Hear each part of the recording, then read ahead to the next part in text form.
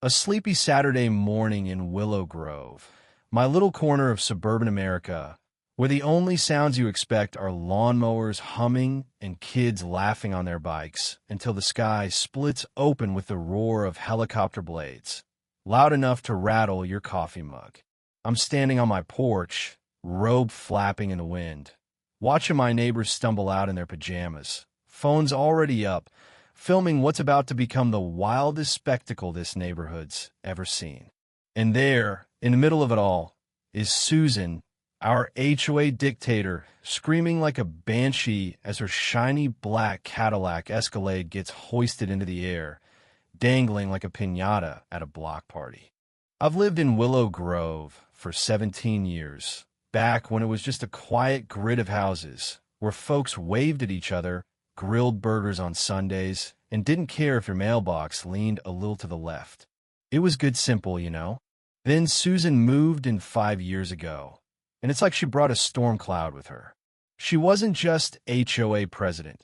She was the self-crowned queen of the block, strutting around with her clipboard like it was a scepter, slapping fines on anyone who dared plant tulips a shade too bright or park their car an inch past the curb. My crime? A row of lilac bushes I'd tended for a decade, ones my late mom helped me plant. Susan called them unruly, said they violated the HOA's aesthetic harmony. Unruly, like my flowers were staging a rebellion. I told her those bushes were older than her rule book, but she just smirked, said, "Standards are standards, Tom," and walked off, leaving a pink violation slip fluttering on my doorstep. That was just the start. Susan had a knack for turning neighbors into snitches, making folks spy on each other's lawns like we were in some dystopian sitcom. She'd measure your grass with a ruler, lecture you on fence paint, even tell Mrs. Larson her dog's bark was too disruptive. But her real power trip came that Tuesday morning when I stepped outside, coffee in hand, and saw her Cadillac parked dead center across my driveway, not on the street. Not an angle, but perfectly blocking both my garage doors, like she'd measured it with a laser. There was a note tucked under my windshield wiper, written in her sharp, angry scrawl. "Maybe this'll teach you to respect HOA rules. Trim those lilacs, or I'll have your truck impounded next. Susan, HOA president." I stood there, steam practically rising from my coffee, wondering if this woman had lost her damn mind over some flowers. I tried reasoning with her first, walked across the street, knocked on her door, and said, calm as I could, "Susan, you mind moving your tank? I got places to be." She stepped out in her yoga pants and oversized sunglasses, clipboard in hand like she was about to sentence me to death. "Tom," she said, voice dripping with fake pity, "this is a lawful enforcement action. Your lilacs are a blight on this community, and until you comply, your driveway privileges are suspended." Suspended. My own damn driveway. A laugh couldn't help it and said, "This is my property, Susan. You can't just park here." She leaned in, smirking like a cartoon villain. "The HOA covenant says otherwise. Try me." Then she spun on her heel and strutted back inside, leaving her Cadillac sitting there like a smug, shiny barricade. The neighbors were already out, pretending to walk their dogs or check their mail, but really just waiting for the fireworks. A couple of kids on bikes were filming, whispering like they were at a wrestling match. Old man Carter, who's lived here longer than anyone, gave me a nod from his porch like, "You're in deep now, buddy." I called the cops, thinking they'd sort it out, but the officer just chuckled over the phone. "Sounds like an HOA dispute, sir. Civil matter. Can't touch it unless it's a city code violation." I checked with every tow company in a 50-mile radius, turns out. Susan had them all locked down with HOA contracts. She'd thought of everything, or so she believed. By day 3, her Cadillac was a neighborhood landmark. Joggers slowed down to snap pics. Kids dared each other to touch it. Susan, meanwhile, was loving it parading around in her pink tracksuit, waving at folks like she was running for mayor.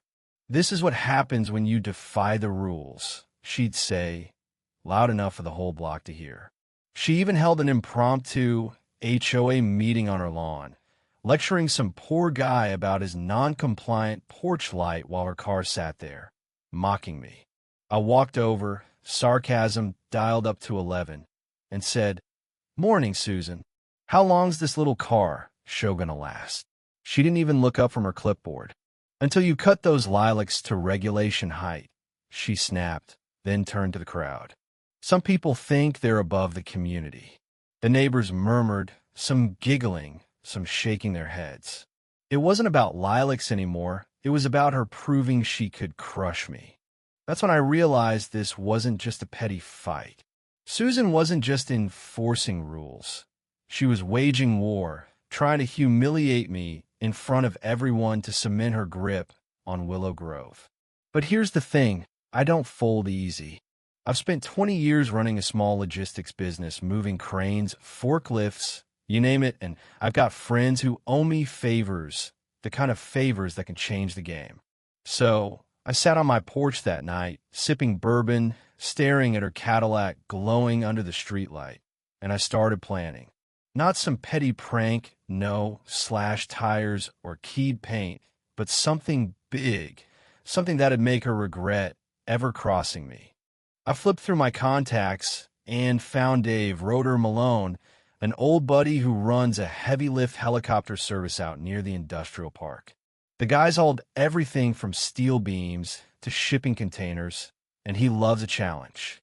I called him up, laid out the situation, and said, "Dave, can you airlift a Cadillac without a scratch?"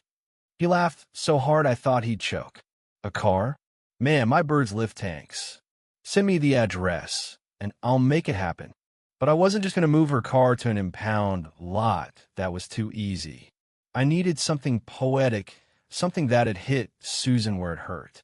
That's when I thought of the mayor, Richard Coleman, her buddy who'd been letting her run wild for years. Word was she'd bankrolled his campaign, and in return, he looked the other way while she turned our neighborhood into her personal fiefdom. What better place to drop her precious Cadillac than his pristine country club lawn? First, I had to make it legal. Susan was lawsuit happy, and I wasn't giving her an inch. I dug through the HOA charter and city ordinances. Turns out, parking across someone's driveway is straight up trespassing. I had photos, witnesses, even a timestamp video from Carter's security camera.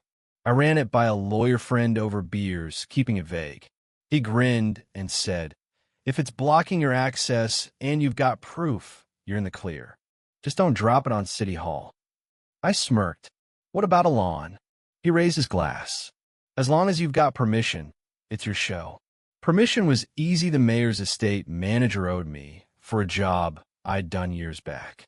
One call, and he was on board, half laughing at the idea. We set it for Saturday morning, 9 a.m. prime time, for neighbors to be out sipping coffee, scrolling on their phones, ready for a spectacle. I didn't tell anyone outright, but I dropped hints to Carter and a few others. "Keep your phones ready tomorrow," I said, winking. They knew something was up. Meanwhile, I played defeated for Susan, slumped my shoulders, avoided her eyes, let her think she'd won. Friday night, she caught me staring at her Cadillac and grinned like a shark. "Getting used to the view, Tom?" she called. I shrugged. "Guess you got me, Susan." She practically glowed, thinking she'd broken me. Saturday morning, I was up at dawn, buzzing like a kid on Christmas. I poured my coffee, tied my robe loose, and stepped out to grab the paper, a prop since I don't subscribe. Susan was across the street, sipping some neon green smoothie, smirking at me. "Morning," she called, all sugar and venom. "Morning," I said, voice flat like a man who'd given up. Inside, I was counting down. Dave texted at 6:30. "Birds ready." Eta vedera cigarren. I went through my routine, water my lilacs, waved at neighbors, acted like it was just another day. By 8:50, the cul-de-sac was alive, folks on porches, kids on bikes, Carter grinning like he knew the punchline. Then it came a low thump, thump, thump, growing louder, shaking the air. Heads turned. Dogs barked. Susan frowned, squinting at the sky. "What the hell?" she muttered. A massive helicopter crested the trees, blades slicing the morning light, its shadow sweeping over the lawns. Neighbors gasped, phones shot up, and Susan's smoothie hit the ground as Dave's crew dropped down like Navy SEALs, hooking chains around her Cadillac in seconds. She charged out, robe flapping, screaming, "Stop! That's my car. I'm the HOA president." But the chains were tight, the engine roared, and her Cadillac lifted off like it was ascending to heaven. The crowd went wild, cheers, laughter, kids jumping like it was a circus. Susan fell to her knees, shrieking, "This is illegal. You'll pay for this, Tom." I just stood on my porch, coffee in hand, and raised my mug in a mock toast. "Good morning, Susan." Her face was a mix of rage and panic, her perfect hair whipping in the downdraft as her car swung higher, glinting like a trophy in the sun. The neighbors were losing it. Carter shouted, "He's done it." And some lady yelled, "Guess your car's HOA compliant now, Susan."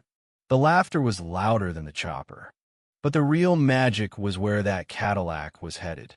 Dave's crew flew it straight to Mayor Coleman's estate, where he was hosting his fancy brunch for the city's elite council members, donors, the whole champagne and caviar crowd. Picture it. A string quartet playing, waiters balancing trays, then a shadow falls, and a Cadillac lands smack in the middle of his golf course lawn with a thud that sends plates flying. The mayor's face went white, his comb-over flapping like a flag. "What in God's name?" he bellowed. Guests screamed, phones came out, and social media exploded. Mayoress Lawn Caddy was trending before the chopper even cleared the trees. Back in Willow Grove, neighbors crowded around their screens, watching live streams of Susan's car sitting like a monument on the mayor's grass. Susan was on her phone, screaming at the mayor, who, from what I heard, tore into her for dragging him into her mess. By evening, news vans were at his estate, reporters calling it suburban warfare. Susan tried to spin it, shrieking about terrorism to a camera, but the internet wasn't buying it. Memes flooded Twitter, and comments piled up. HOA Susan got what she deserved. Give this guy a medal. The fallout was swift. The mayor fined Susan for lawn damage and threatened lawsuits. The HOA board called an emergency meeting, and for once, Susan's allies didn't back her.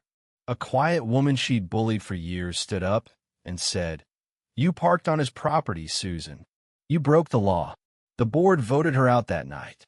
By week's end, she was facing trespassing charges, and the mayor cut her loose to save his own skin.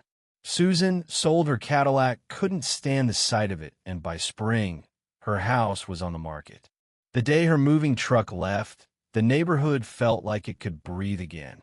Sitting on my porch now, sipping bourbon with Carter, I think about that helicopter, the glint of her car in the sky, the look on Susan's face when her power flew away. It wasn't just about winning, it was about showing everyone that bullies only rule as long as you let them. Susan thought she could control us with fear, but all it took was one crazy idea to turn her throne into a punchline. So, tell me in the comments, what's the wildest thing you've seen someone do to stand up to a neighborhood tyrant? And do you think I went too far? Or was this justice served with a side of flair? Hit subscribe, because trust me, Willow Grove's got more stories where this came from.